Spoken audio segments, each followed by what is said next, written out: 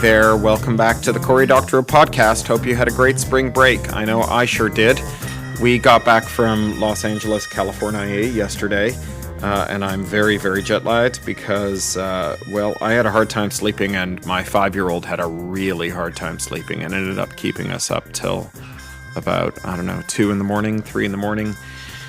And then I was up at like 5:30 this morning, so I'm kind of a zombie here. So if my voice sounds a little rough, that's what it's all about. But I'm going to record this podcast and go to lunch and have a swim and start getting my life back on track and finishing playing my catch-up and going through all the paperwork that arrived while I was away and setting up a new phone. I managed to drop my phone in LA and destroy it, so I've got a new phone here that I'm setting up. And I've got quite a treat waiting for me at home because while I was away in LA, our MakerBot Replicator 2 arrived. So our home 3D printer will be set up as soon as I can shake the jet lag off long enough to do so. It's very exciting. What other news? Well, for those of you who don't follow me on Flickr or on Twitter, I was in Los Angeles on this trip, and I was at Disneyland, about which I will have an announcement soon, I hope. Some pretty cool news coming up kind of on those lines. Had an amazing time at Disneyland. If you want to go through my Flickr photos, you'll see lots of great photos of Disneyland right up to the moment I dropped my phone. And it was a really, really, really awesome trip. So, I'm too tired to say anything clever or witty here. I'm just going to read. So I'm going to read to you more from Down and Out in the Magic Kingdom, my 10-year-old debut novel. This is a novel that I'm going to be writing a prequel for. And so I'm making some notes to myself as I go. If I seem a little distracted as I go, that's because the reason I'm reading this aloud is to reacquaint myself with it so that I can start working on that prequel. I've got a pen in my hand here. Let me get a good pen here. Got a pen in my hand. There we go. And I'm going to start reading you from Chapter 3.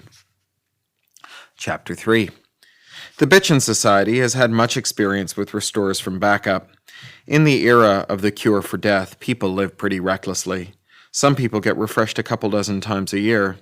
Not me. I hate the process. Not so much that I won't participate in it. Everyone who had serious philosophical conundrum on that subject just, died a generation before.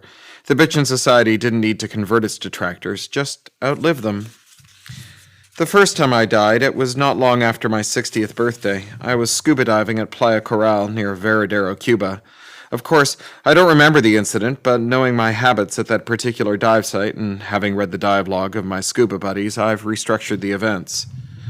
I was eeling my way through the lobster caves with a borrowed bottle and mask. I'd also borrowed a wetsuit, but I wasn't wearing it. The blood temp salt water was balm, and I hated erecting barriers between it and my skin. The caves were made of coral and rocks, and they coiled and twisted like intestines. Through each hole and around each corner, there was a hollow, rough sphere of surpassing alien beauty. Giant lobsters skittered over the walls and darted through holes. Schools of fish as bright as jewels darted and executed breathtaking precision maneuvers as I disturbed their busy days. I do some of my best thinking underwater, and I'm often slipping off into dangerous reverie at depth. Normally, my diving buddies ensure that I don't hurt myself, but this time I got away from them, spidering forward into a tiny hole, where I got stuck. My diving buddies were behind me, and I rapped on my bottle with the hilt of my knife until one of them put a hand on my shoulder. My buddy saw what was up and attempted to pull me loose, but my bottle and buoyancy control vest were firmly wedged. The others exchanged hand signals, silently debating the best way to get me loose. Suddenly, I was thrashing and kicking, and then I disappeared into the cave, minus my vest and bottle. I'd apparently attempted to cut through my vest straps and managed to sever the tube of my regulator. After inhaling a jolt of seawater, I'd thrashed free into the cave, rolling into a monstrous patch of spindly fire coral. I'd inhaled another lungful of water and kicked madly for a tiny hole in the cave ceiling, whence my buddies retrieved me shortly thereafter, drowned blue, except for the patchy red welts from the stinging coral.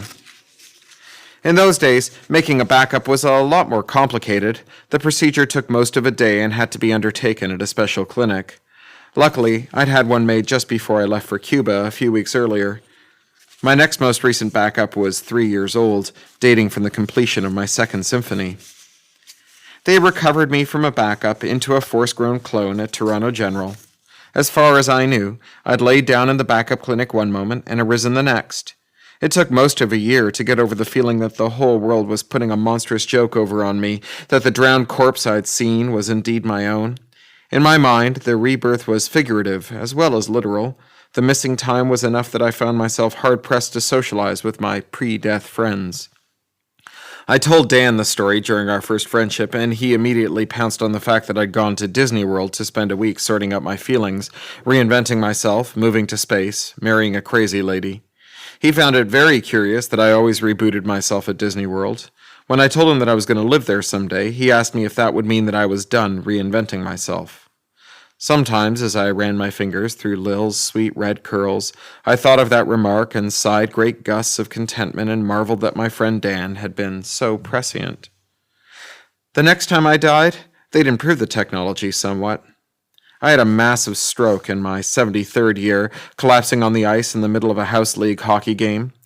By the time they cut my helmet away, the hematoma had crushed my brain into a pulpy, blood-sotted mess. I'd been lax in backing up, and I lost most of a year. But they woke me gently, with a computer-generated précis of the events of the missing interval. And a counselor contacted me daily for a year, until I felt at home again in my skin. Again, my life rebooted, and I found myself in Disney World, methodically flensing away the relationships I'd built and starting afresh in Boston, living on the ocean floor and working the heavy metal harvesters, a project that led, eventually, to my chem thesis at U of T. After I was shot dead at the Tiki Room, I had the opportunity to appreciate the great leaps that Restores had made in the intervening 10 years. I woke in my own bed, instantly aware of the events that led up to my third death as seen from various third-party POVs, security footage from the Adventureland cameras, synthesized memories extracted from Dan's own backup, and a computer-generated fly-through of the scene.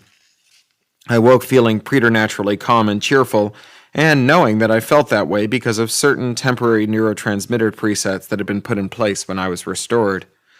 Dan and Lil sat at my bedside. Lil's tired, smiling face was limned with hairs that had snuck loose of her ponytail. She took my hand and kissed the smooth knuckles. Dan smiled beneficently at me, and I was seized with a warm, comforting feeling of being surrounded by people who really loved me. I dug for words appropriate to the scene, decided to wing it, opened my mouth, and said, to my surprise, "I need to pee."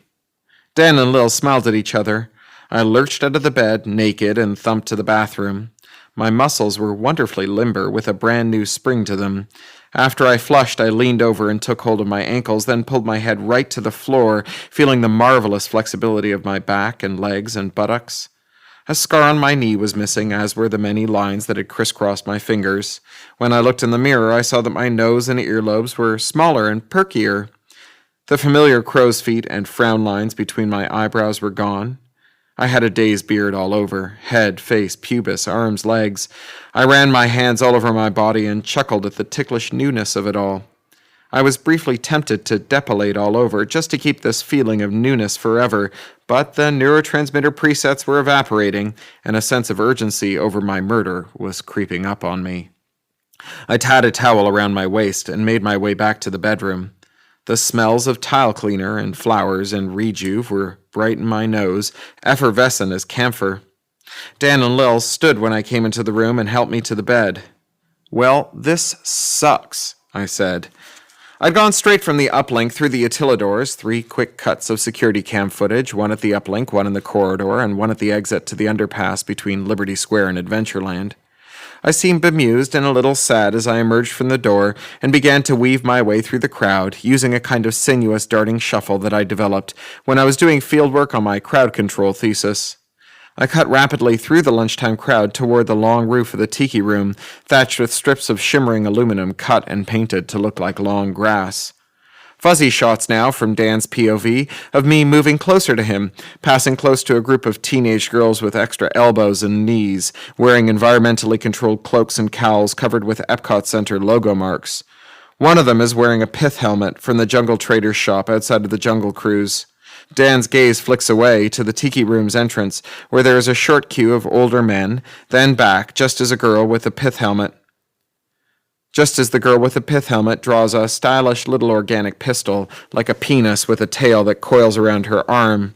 Casually grinning, she raises her arm and gestures with the pistol, exactly like Lil does with her finger when she's uploading, and the pistol lunges forward. Dan's gaze flicks back to me, and I'm pitching over, my lungs bursting out of my chest and spreading before me like wings, spinal gristle and viscera showering the guest before me. A piece of my name tag, now shrapnel, strikes Dan in the forehead, causing him to blink. When he looks again, the group of girls is still there, but the girl with the pistol is long gone. The fly-through is far less confused. Everyone except me, Dan, and the girl is grayed out. We're limbed in highlighter yellow, moving in slow motion. And the girl moves from the Swiss Family Robinson treehouse to the group of her friends. Dan starts to move towards me. The girl raises her arms and fires her pistol. The self-guiding smart slug, keyed to my body chemistry, flies low, near ground level, weaving between the feet of the crowd, moving just below the speed of sound. When it reaches me, it screams upward and into my spine, detonating once it's entered my chest cavity. The girl has already made a lot of ground, back toward the Adventureland Main Street USA gateway.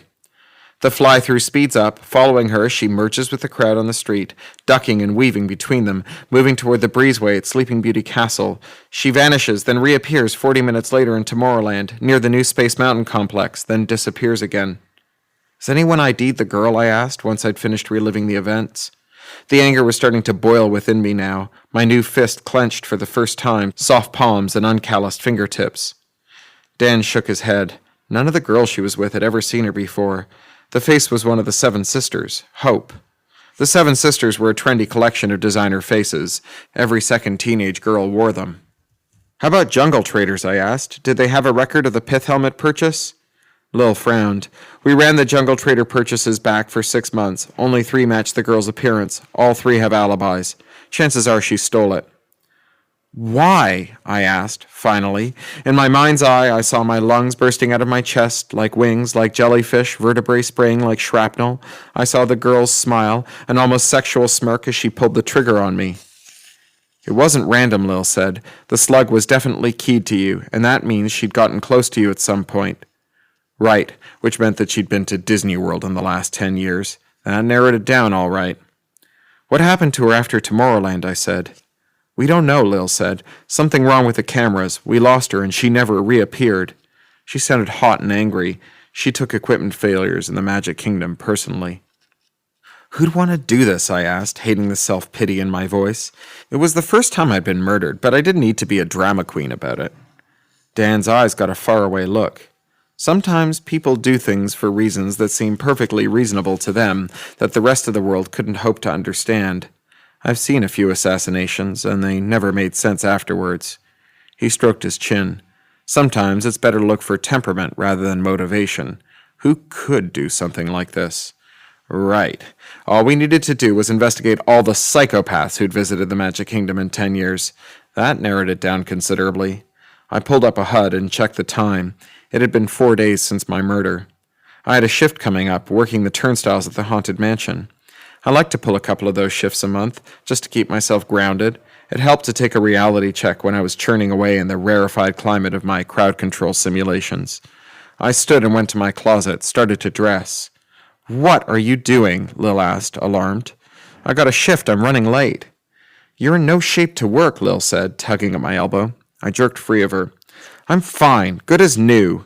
Ha! I barked a humorless laugh. I'm not going to let those bastards disrupt my life anymore. Those bastards, I thought. When had I decided that there was more than one? But I knew that it was true. There was no way that all of this was planned by one person. It had been executed too precisely, too thoroughly. Dan moved to block the bedroom door. Wait a second, he said. You need rest. I fixed him with a doleful glare. I'll decide that, I said. He stepped aside. I'll tag along then, he said, just in case. I pinged my woofie. It was up a couple percentiles, sympathy woofie, but it was falling. Dan and Lil were radiating disapproval. Screw him. I got into my runabout and Dan scrambled for the passenger door as I put it in gear and sped out. Are you sure you're all right? Dan said as I nearly rolled the runabout, taking the corner at the end of our cul-de-sac. Why wouldn't I be, I said. I'm good as new. Funny choice of words, he said. Some would say that you were new. I groaned. Not this argument again, I said. I feel like me and no one else is making that claim. Who cares if I've been restored from a backup? All I'm saying is, there's a difference between you and an exact copy of you, isn't there? I knew what he was doing, distracting me with one of our old fights, but I couldn't resist the bait, and as I marshaled my arguments, it actually helped calm me down some. Dan was that kind of friend, a person who knew you better than you knew yourself. So you're saying that if you were obliterated and then recreated, atom for atom, that you wouldn't be you anymore? For the sake of argument, sure. Being destroyed and recreated is different from not being destroyed at all, right? Brush up on your quantum mechanics, pal. You're being destroyed and recreated 1 trillion times a second. On a very, very small level. What difference does that make? Fine, I'll concede that. But you're not really an atom-for-atom copy. You're a clone with a copied brain. That's not the same as quantum deconstruction. Very nice thing to someone who's just been murdered, pal. You got a problem with clones? And we were off and running. The mansion's cast were sickeningly cheerful and solicitous. Each one of them made a point of coming around and touching the stiff, starched shoulder of my butler's costume, letting me know that if there was anything they could do for me. I gave them all a fixed smile and tried to concentrate on the guests, how they waited, when they arrived, how they dispersed through the exit gate. Dan hovered nearby, occasionally taking the 8-minute, 22-second ride-through, running interference for me with the other cast members. He was nearby when my break came up. I changed into civvies and we walked over the cobbled streets, past the Hall of the Presidents, noting as I rounded the corner that there was something different about the queue area. Dan groaned. They did it already, he said. I looked closer. The turnstiles were blocked by a sandwich board, Mickey in a Ben Franklin wig and bifocals holding a trowel. "Excuse our mess," the sign declared. "We're renovating to serve you better." I spotted one of Deborah's cronies standing behind the sign, a self-satisfied smile on his face. He'd started off life as a squat northern Chinese, but had had his bones lengthened and his cheekbones raised so that he looked almost elfin. I took one look at his smile and understood. Deborah had established a toehold in Liberty Square. They filed plans for the new hall with the steering committee an hour after you got shot. The committee loved the plans and so did the net. They're promising not to touch the mansion. You didn't mention this, I said hotly. We thought you jumped to conclusions. The timing was bad, but there's no indication that they arranged for the shooter. Everyone's got an alibi. Furthermore, they've offered to submit their backups as proof. Right, I said, right. So they just happened to have plans for a new hall standing by, and they just happened to file them after I got shot, when all our ad hocs were busy worrying about me. It's all a big coincidence. Dan shook his head. We're not stupid, Jules. No one thinks that it's a coincidence. Deborah's the sort of person who keeps a lot of plans standing by, just in case. But that just makes her a well-prepared opportunist, not a murderer. I felt nauseated and exhausted. I was enough of a cast member that I sought out a utilidor before I collapsed against a wall, head down. Defeat seeped through me, saturating me. Dan crouched down beside me. I looked over at him. He was grinning wryly. Posit, he said, for the moment, that Deborah really did do this thing, set you up so that she could take over. I smiled in spite of myself. This was his explaining act, the thing he would do whenever I fell into one of his rhetorical tricks back in the old days. All right, I've posited it. Why would she, 1, take out you instead of Lil or one of the real old-timers, 2, go after the Hall of Presidents instead of Tom Sawyer Island or even the mansion, and 3, follow it up with such a blatant suspicious move? All right, I said, warming to the challenge. 1, I'm important enough to be disruptive, but not so important as to raid a full investigation. 2, Tom Sawyer Island is too visible. You can't rehab it without people seeing the dust from shore. 3, Deborah's coming off a decade in Beijing where subtlety isn't real important. Sure, Dan said, sure. Then he launched an answering salvo, and while I was thinking up my answer, he helped me to my feet and walked me out to my runabout, arguing all the way, so that by the time I noticed we weren't in the park anymore, I was home and in bed. With all the hall's animatronics mothballed for the duration, Lil had more time on her hands than she knew what to do with. She hung around the little bungalow, the two of us in the living room, staring blankly at the windows, breathing shallowly in the claustrophobic, superheated Florida air. I had my working notes on queue management for the mansion, and I pecked at them aimlessly. Sometimes Lil mirrored my HUD so that she could watch me work, and made suggestions based on her long experience. It was a delicate process, this business of increasing throughput without harming the guest experience. But for every second I could shave off the queue to exit time, I could put another 60 guests through and lop 30 seconds off total wait time. And the more guests who got to experience the mansion, the more of a woofy hit Deborah's people would suffer if they made a move on it. So I dutifully pecked at my notes and found 3 seconds I could shave off the graveyard sequence by swiveling the doom buggy carriages stage left as they descended from the attic window. By expanding their field of vision, I could expose the guests to all the scenes more quickly. I ran the change in fly-through, then implemented it after closing, and invited the other Liberty Square ad hocs to come and test it out. It was another muggy winter evening, prematurely dark. The ad hocs had enough friends and family with them that we were able to simulate an off-peak queue time, and we all stood and sweated in the pre-show area, waiting for the doors to swing open, listening to the wolf cries and assorted boo spookery from the hidden speakers. The doors swung open, revealing Lil in a rotting maid's uniform, her eyes lined with black, her skin powdered to a deathly pallor. She gave us a cold, considering glare, then intoned, "Master Gracie requests more bodies." As we crowded into the cool, musty gloom of the parlor, Lil contrived to give my ass an affectionate squeeze. I turned to return the favor and saw Deborah's elfin comrade looming over Lil's shoulder. My smile died on my lips. The man locked eyes with me for a moment, and I saw something there, some admixture of cruelty and worry that I didn't know what to make of. He looked away immediately. I'd known that Deborah would have spies in the crowd, of course, but with Elf Boy watching, I resolved to make this the best show I knew how. It's subtle, this business of making the show better from within.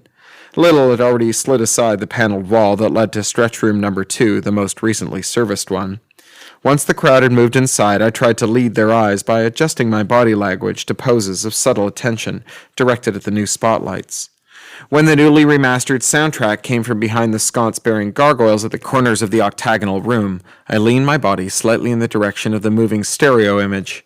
And an instant before the light snapped out, I ostentatiously cast my eyes up into the scrim ceiling, noting that the others had taken my cue, so they were watching when the UV-lit corpse dropped from the pitch-dark ceiling, jerking against the noose at its neck.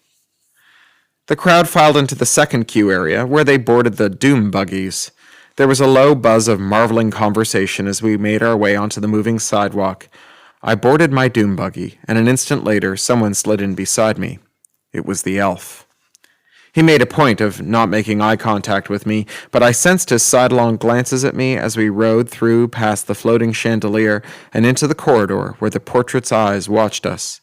2 years before, I'd accelerated the sequence and added some random swivel to the doom buggies, shaving 25 seconds off the total, taking the hourly throughput cap from 2365 to 2600. It was the proof of concept that led to all the other seconds I'd shaved away since. The violent pitching of the buggy brought me and the elf into inadvertent contact with one another, and when I brushed his hand as I reached for the safety bar, I felt that it was cold and sweaty. He was nervous. He was nervous. What did he have to be nervous about? I was the one who'd just been murdered. Maybe he was nervous because he was supposed to finish the job. I cast my own sidelong looks at him, trying to see suspicious bulges in his tight clothes, but the doom buggy's pebbled black plastic interior was too dim. Dan was in the buggy behind us, with one of the mansion's regular cast members. I rang his cochlea and subvocalized, "Get ready to jump out on my signal." Anyone leaving a buggy would interrupt an infrared beam and stop the ride system.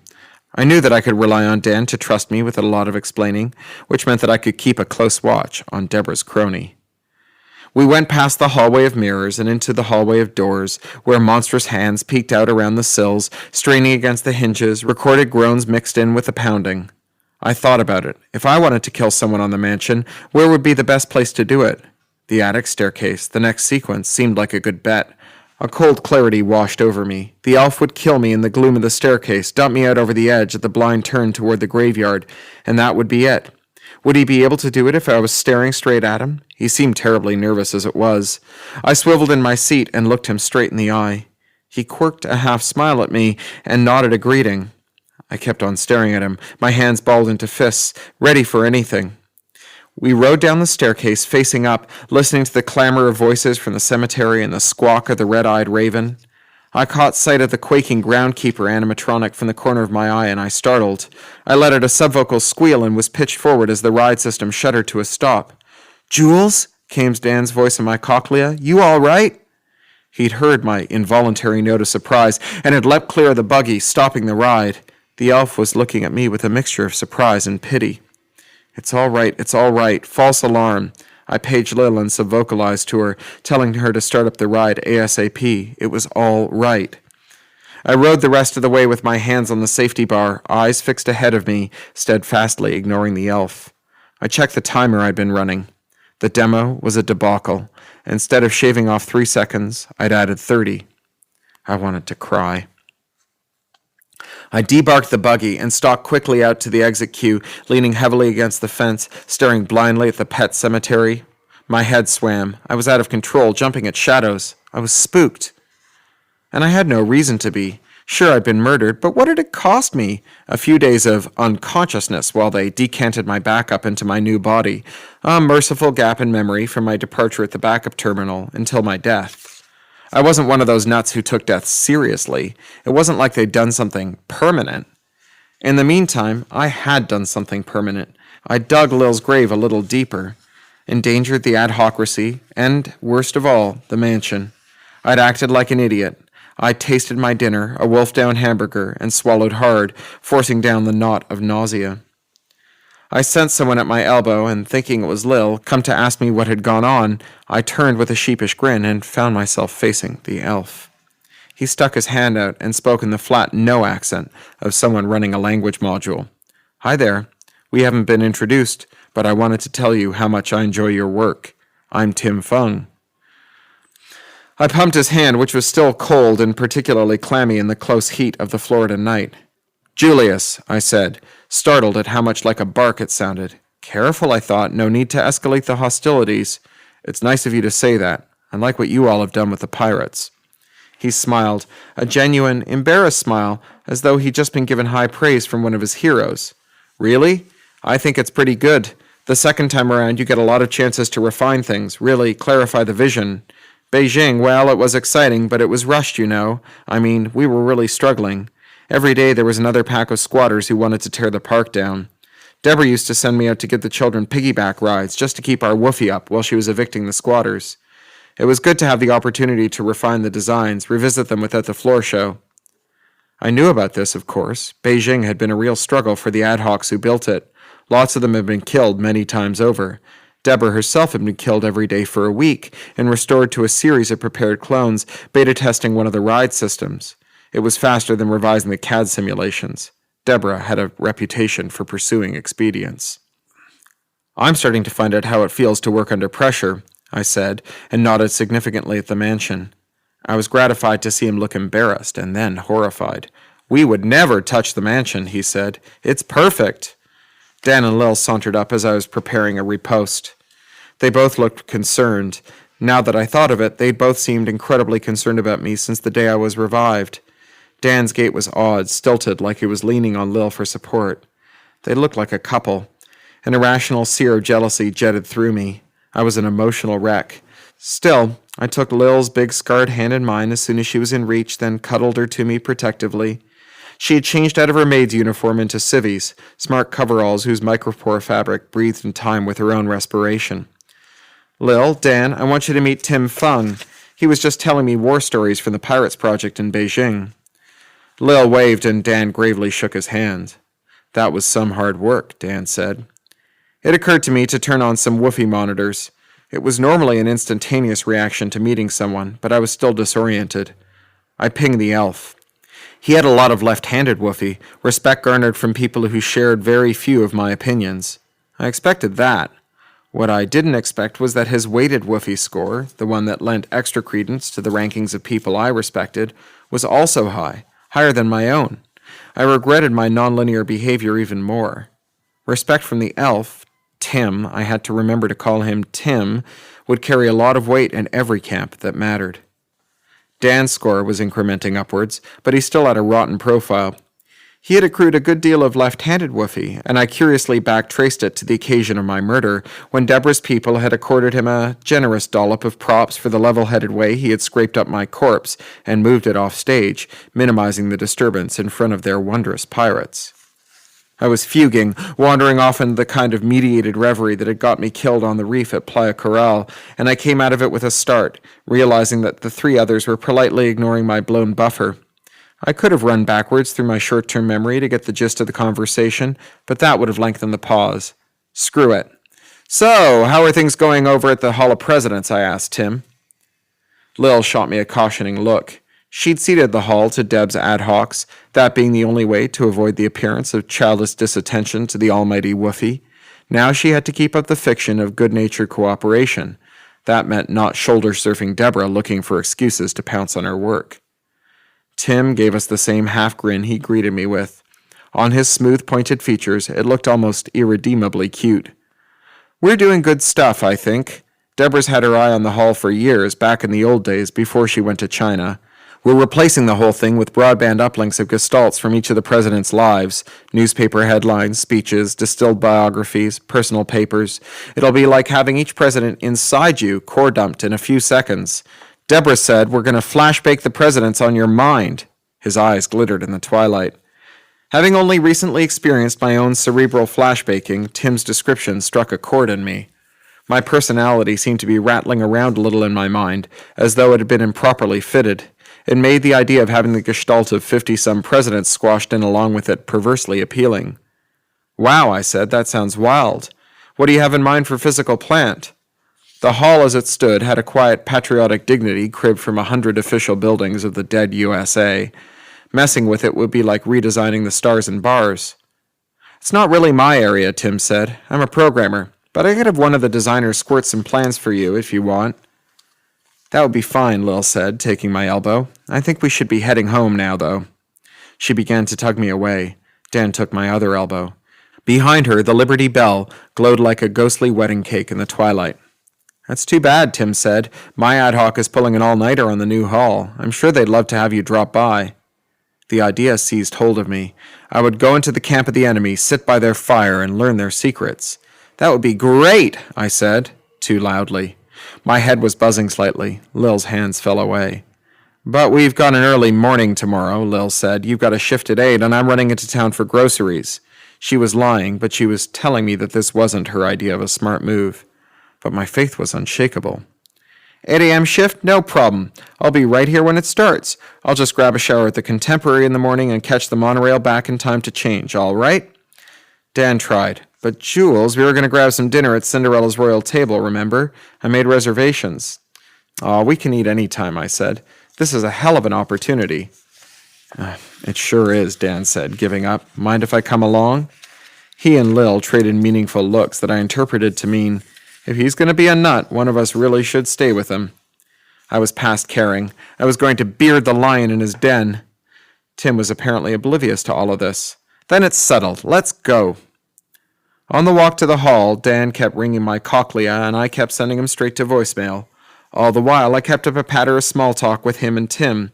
I was determined to make up for my debacle in the mansion with Tim, win him over. Deborah's people were sitting around in the armchairs on stage, the animatronic president stacked in neat piles in the wings. Deborah was sprawled in Lincoln's armchair, her head cocked lazily, her legs extended. The hall's normal smells of ozone and cleanliness were overridden by sweat and machine oil, the stink of an ad hoc pulling an all-nighter. The hall took 15 years to research and execute, and a couple of days to tear down. She was au naturel, still wearing the face she'd been born with, albeit one that had been regenerated dozens of times after her deaths. It was patrician, waxy, long, with a nose made for staring down.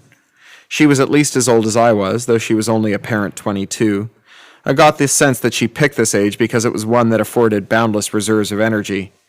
She didn't deign to rise as I approached, but she did nod languorously at me. The other ad hocs had been split into little clusters hunched over terminals. They all had the raccoon-eyed, sleep-deprived look of fanatics, even Deborah, who managed to look lazy and excited simultaneously. Did you have me killed, I wondered, staring at Deborah. After all, she'd been killed dozens, if not hundreds of times. It might not be such a big deal for her. Hi there, I said brightly. Tim offered to show us around. You know Dan, right? Deborah nodded at him. Oh, sure, Dan and I are pals, right? Dan's poker face didn't twitch a muscle. Hello, Deborah, he said. He'd been hanging out with them since Lil had briefed him on the peril to the mansion, trying to gather some intelligence for us to use. They knew what he was up to, of course, but Dan was a fairly charming guy and he worked like a mule, so they tolerated him. but it seemed like he'd violated a boundary by accompanying me, as though the polite fiction that he was more a part of Deborah's ad hoc than Lil's was shattered by my presence. Tim said, "Can I show them the demo, Deborah?" Deborah quirked an eyebrow, then said, "Sure, why not? You'll like this, guys." Tim hustled us backstage, where Lil and I used to sweat over the animatronics and cop surreptitious feels. Everything had been torn loose, packed up, stacked. They hadn't wasted a moment. They'd spent a week tearing down a show that had run for more than a century. The scrim that the projected portions of the show normally screened on was ground into the floor, spotted with grime, footprints, and oil. Tim showed me a half-assembled backup terminal. Its housing was off, and any number of wireless keyboards, pointers, and gloves lay strewn about. It had the look of a prototype. "This is it, our uplink. So far, we got a demo app running on it, Lincoln's old speech, along with the Civil War montage. Just switch on guest access, and I'll core dump it to you. It's wild." I pulled up my HUD and switched on guest access. Tim pointed a finger at the terminal, and my brain was suffused with the essence of Lincoln. Every nuance of his speech, the painstakingly researched movement tics, his warts and beard and topcoat. It almost felt like I was Lincoln for a minute, and then it passed, but I could still taste the lingering coppery flavor of cannon fire and chewing tobacco. I staggered backwards. My head swam with flashback sense impressions, rich and detailed. I knew on the spot that Deborah's Hall of Presidents was going to be a hit. Dan took a shot off the uplink too. Tim and I watched as his expression shifted from skepticism to delight. Tim looked expectantly at me. "That's really fine," I said. "Really, really fine. Moving." Tim blushed. "Thanks. I did the Gestalt programming. It's my specialty." Deborah spoke from behind him. She'd sauntered over while Dan was getting his jolt. "I got the idea in Beijing when I was dying a lot. There's something wonderful about having memories implanted, like you're really working your brain. I love the synthetic clarity of it all." Tim sniffed. "Not synthetic at all," he said, turning to me. "It's nice and soft, right?" I sensed deep political shoals and was composing my reply when Deborah said, "Tim keeps trying to make it all more impressionistic, less computery. He's wrong, of course. We don't want to simulate the experience of watching the show. We want to transcend it." Tim nodded reluctantly. "Sure, transcend it, but the way that we do that is by making the experience human, a mile in the president's shoes, empathy-driven. What's the point of flashbaking a bunch of dry facts onto someone's brain?" Well, all right, gang. That's it for this week. I'll speak to you next week. Bye. You've been listening to the Cory Doctorow podcast, licensed under Creative Commons Attribution, Non-Commercial Share-alike US 3.0, or as Woody Guthrie put it in another context, this song is copyrighted in the US under seal of copyright 154085 for a period of 28 years, and anyone caught singing it without our permission will be a mighty good friend of ourn, because we don't give a darn. Publish it, write it, sing it, swing to it, yodel it, we wrote it, that's all we wanted to do. Many thanks to John Taylor Williams for mastering. That's Ryneck Studio, WRYNECK Studio @gmail.com. John Taylor Williams is a full-time self-employed audio engineer, producer, composer, and sound designer. In his free time, he makes beer, jewelry, odd musical instruments, and furniture. He likes to meditate, to read, and to cook. Talk to you next week.